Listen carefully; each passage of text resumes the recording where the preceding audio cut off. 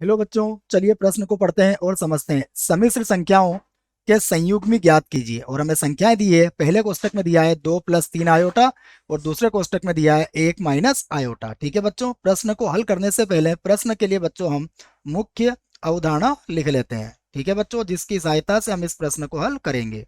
तो प्रश्न की मुख्य अवधारणा में बच्चों हम सम्मिश्र संख्या और उसके संयुग्मी को समझेंगे। ठीक है बच्चों, तो देखो, यदि मेरे पास कोई सम्मिश्र संख्या है, यदि बच्चों मुझे एक सम्मिश्र संख्या दी हुई है z बराबर a प्लस आयोटा b। ठीक है बच्चों, तो यहां पर क्या होता है बच्चों, a और b ये दोनों ही क्या होते हैं, वास्तविक होते हैं बच्चों। तो ये हमारे पास कोई सम्मिश्र संख्या दी हुई है z बराबर a प्लस आयोटा b, तब तब z का संयुग्मी पता होना चाहिए बच्चों हमें, संयुग्मी।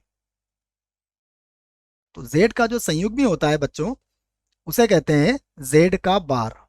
ठीक है, तो z का संयुग्मी क्या होगा, z बार। और यह होता है बच्चों a माइनस आयोटा b के बराबर, अर्थात यहाँ पर काल्पनिक जो भाग होगा उसका चिन्ह बच्चों बदल जाएगा। ठीक है, तो ये हमने संयुग्मी को समझ लिया है। चलिए अब प्रश्न को हल करते हैं और प्रश्न को बच्चों में z के बराबर मान लेता हूं। तो माना हमारा जो प्रश्न है वह z के बराबर है।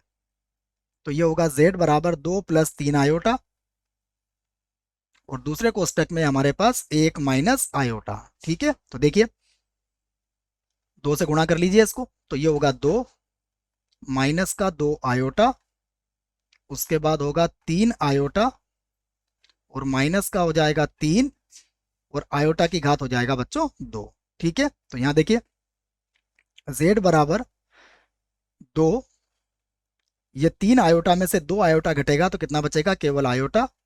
और आयोटा की घात 2 कितना होता है, -1, तो ये बन जाएगा आपका प्लस का 3। ठीक है बच्चों, ये आपको पता होना चाहिए आयोटा के बारे में।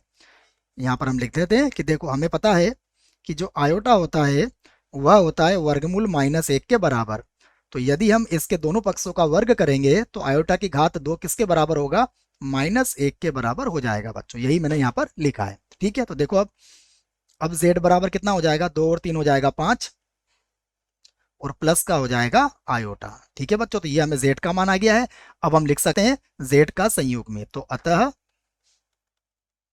z का संयुग्मी जो मैंने लिख दिया है बच्चों, तो संयुग्मी के लिए हमें क्या करना पड़ेगा, हमें इसका काल्पनिक भाग का चिन्ह बदलना पड़ेगा। तो इसका संयुग्मी जिसे हम z बार कहते हैं, यह कितना हो जाएगा, यह हो जाएगा 5 और माइनस हो जाएगा आयोटा। ठीक है बच्चों, तो यही हमारे प्रश्न का उत्तर होगा।